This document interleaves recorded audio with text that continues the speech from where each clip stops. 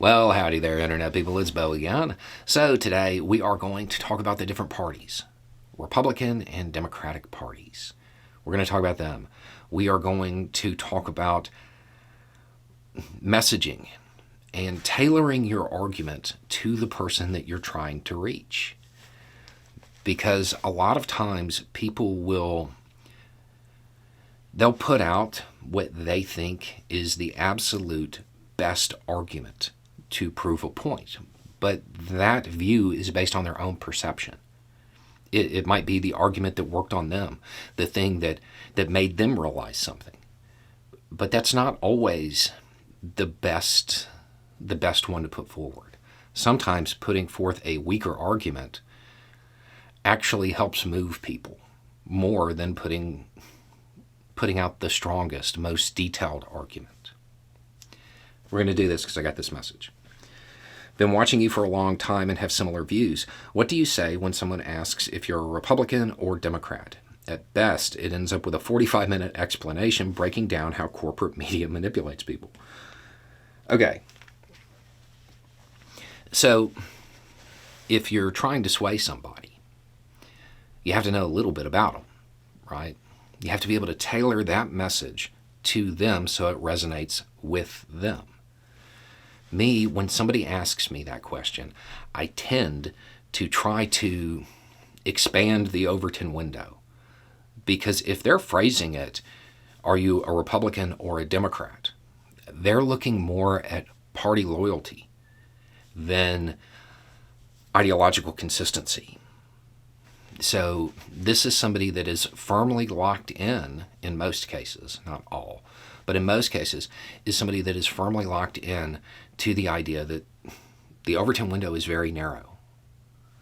So I try to expand it, because if you can get people to think beyond the talking points, well, the media manipulation doesn't matter as much. So if this is somebody that is hyper-partisan, and you know that, and they ask that question, Republican or Democrat, my general answer is that I support policy over party or personality. Well, what does that mean? And generally, most times when I say that, I get pushed into a situation where I'm agreeing, yeah, the Democratic Party lines up more with what I like, but to me, the ideas are older, and they don't go far enough. And that's where you can stop there. Just get them to move beyond the idea that what the parties say are the only options. Expand the Overton window. Now, if this is somebody that you can tell is a little bit more open to actually having a conversation, try to figure out what can really appeal to them. Somebody who is generally more in line with the way that I think, I might say something to the effect of, we need to move towards a society that is more cooperative than competitive. Both the Democratic and Republican Party, their platforms, they're older. They need to be modified, right? So again, the idea is to push people towards a more progressive, forward-thinking viewpoint. But if you start with that, especially if you're talking about, for me, most people want to talk about foreign policy with me. So saying you want to move to a more cooperative than competitive system, that's great. If it's somebody who roughly aligns, putting out the idea that nationalism is politics for basic people and all of that stuff. At the same time, if somebody starts talking to me at a diner and their truck is a mural of an American flag, that's not necessarily going to resonate with them. And that's something that happens to me. So in that case, you can actually make the same points, but frame it in something that resonates with them. We need new ideas. We need to move forward. We need to change our system and our way of doing things so we can be more cooperative and everybody gets a leg up. And, we have to embrace these new ideas. If we don't, the United States is going to fall behind. It's the same point, but it's tailored to the person that you're talking to. The goal is to move people to a more forward-thinking idea. The way to do that's going to be different for every person. And you can see that in the way that I approach different things answering these messages. I had a message from somebody, and I made a video about it. And this is a person who is asking for an example of systemic racism. Now, the obvious way to do that for most people is to give them the statistics. Just start giving them the stats on how everything works. And most people will see that.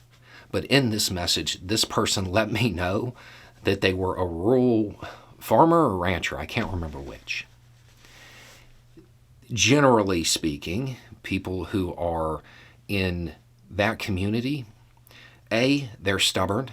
B, they trust their own observations more than anything. They trust what they can see. And part of the issue that was in that message was he was like, every black person I've ever met has been, a good, hardworking, great person. I don't understand where this idea comes from. And pointing out that his observations say one thing, but every movie he's ever seen, all the jokes that are told are in direct contradiction to that. That's more effective than the statistics. Now, generally speaking, if you are somebody who likes to argue, likes to debate, you don't want to use anecdotal evidence because that's not great. But if you're talking to somebody who bases their worldview on their own observations and what they can see and what they can touch, it's the best way to reach them. So I don't have a standard answer when somebody asks me that question, and I don't know that people should.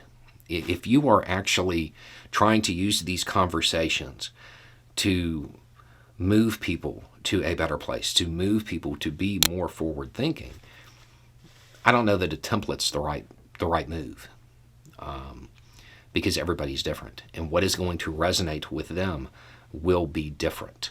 So you kind of have to tailor your argument. Now, if you're just somebody who likes to debate, that's an entirely different story. If you're just looking for verbal sparring, use whatever you want. But if you're trying to use those conversations to shift thought, you have to tailor your argument to the person that you're talking to. You have to tailor your points to something that resonates with them. And it's different. There is no set answer to that. Anyway, it's just a thought. Y'all have a good day.